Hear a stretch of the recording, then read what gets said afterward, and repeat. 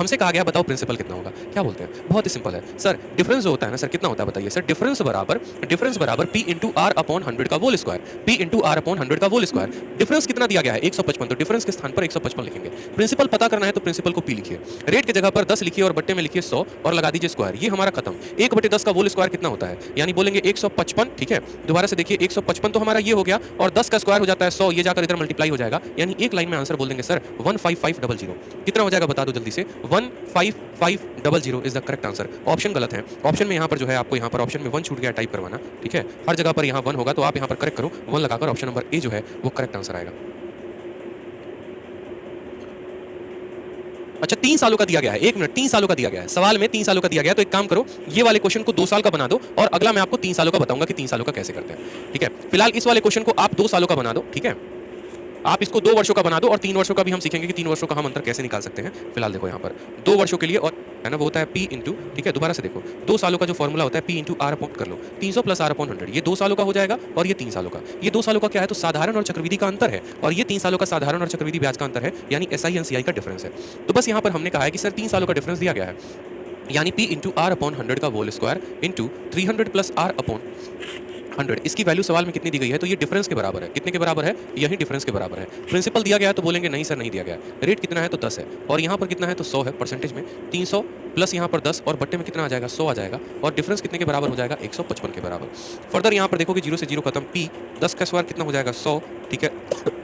300 plus 10 हमारा हो जाएगा 310, बट्टे में हमारा हो जाएगा 100 और ये हो जाएगा 155।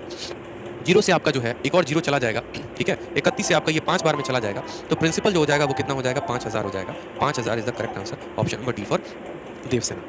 Option number D for Devasena is the correct answer, ठीक है। अब एक बच्चा बोलेगा कि नहीं सर हमको जो है इससे भी और शॉर्ट में करके दो, हम तो एक लाइन वाले हैं, ठीक है। हम तो एक लाइन वाले हैं और एक लाइन में इस सवाल को बनाते हैं, हमको ऐसे नहीं आता। हमको आप अपना स्मार्ट अप्रोच दीजिए कि अगर आप परीक्षा दे रहे होते तो आप इस सवाल को एक लाइन में कैसे बनाते हो। तो मैं आपको बोलूंगा देखो अगर मेरे अप्रोच को समझ सकते हो, ठीक है, अगर मेरे अप्रोच को समझ सकते हो सीख सकते हो तो जरूर सीखना, ठीक है। आप इस बात को ध्यान दो, आपसे सवाल में कहा गया है 3 सालों का अंतर, 3 सालों का अंतर कहा गया दोस्त, ठीक है। अब 3 सालों का अंतर कहा गया तो हम क्या बोलेंगे, हम बोलेंगे कि देखो जब रेट आपका 10% है, मेरी बात को समझना, और समय आपका 3 साल है, तो जो ब्याज होता है साधारण ब्याज वो कितना होता है तो रेट इंटू टाइम, यानी 10 इंटू 3, तो बोलोगे सर साधारण ब्याज 30% होता है। और अगर हम चक्रवृद्धि ब्याज की बात करें तो अगर आपको 10% का 3 सालों का सक्सेसिव याद है कि 10% का 3 सालों का सक्सेसिव कितना लगाते हैं तो वो आता है 33.1%, वो आता है 33.1%, यानी यहाँ पर ब्याज जो है वो है 30%, चक्रवृद्धि ब्याज 33.1%, इन दोनों का अंतर कितना हो जाएगा तो बोलोगे सर 3.1%, ठीक है। सवाल में इनका अंतर दिया गया है, सवाल में इनका अंतर दिया गया है और वो है हमारा 155, तो बोलेंगे सर 155 कितने का मान है 3.1% का मान है, ठीक है। और हमसे कितने का पूछा है प्रिंसिपल पूछा है, यानी 100% का मान पूछा है, तो 100% का मान बताएंगे। 3.1 से यहाँ पर उड़ाएंगे तो आ जाएगा 0, इससे काटेंगे तो 5 बार में आंसर तब भी 5000 आ जाएगा। इसलिए मैंने कहा ना कि अगर मैं आपकी जगह परीक्षा दे रहा होता तो शायद मैं फॉर्मूले को एक पल के लिए भूल जाता, क्योंकि अगर मेरी सक्सेसिव पर पकड़ अच्छी होती तो मैं तुरंत यहाँ पर बोलता कि 3.1 का मान दिया है और 100 का मान मुझे बताना है। मैं वहां पर परीक्षा में ये भी नहीं लिख रहा होता, मैं सिर्फ इतना लिखता और मेरा आंसर आ जाता, क्योंकि मुझे इतना पता है कि रेट 10% है, समय 3 साल है, तो 30% का ब्याज हो गया साधारण और चक्रवृद्धि 33.1 हो गया, तो बता देंगे। इसी पर आप एक बात को समझो, कल के दिन आपको ऐसा सवाल आ जाए कि रेट आपका 10% है, ठीक है, साधारण ब्याज और चक्रवृद्धि ब्याज, आप समझना चक्रवृद्धि ब्याज और साधारण ब्याज का अंतर आपसे पूछा गया है, ठीक है। समय आपका 4 साल है और प्रिंसिपल जो है आपका 1000 या 10,000 रुपए है, मानो आपसे, मानो मैंने इतना कुछ पूछ दिया, मैंने आपसे क्या पूछ दिया, प्रिंसिपल 10,000, समय 4 साल, रेट 10%, इन दोनों का अंतर जो होगा वो कितना होगा, कैसे बताओगे, ठीक है, कैसे बताओगे। देखो एक बच्चा पूछ रहा है कि सर आप 3 साल और 4 साल का सक्सेसिव कैसे निकाले बताइए, मैं बता दूंगा, कोई परेशानी की बात नहीं है। कुछ वैल्यूज हमें याद करने पड़ेंगे आपको अपने पेपर के लिए, ठीक है, वो भी हम आपको याद करवा देंगे। फिलहाल आप यहाँ पर देखो, आप बोलोगे सर देखो